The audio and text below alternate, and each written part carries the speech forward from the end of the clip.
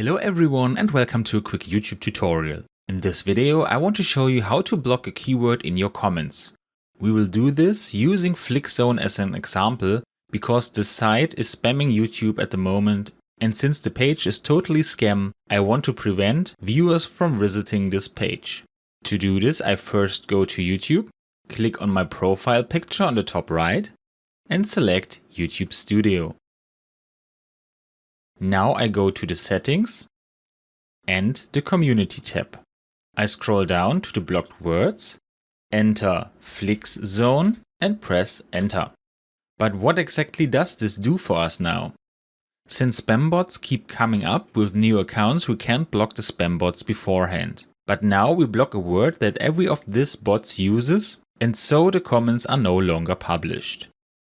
After that I click save and we are done. I hope you enjoyed the video and I'll see you again in the next tutorial. Until then, your tutorial guy. Bye.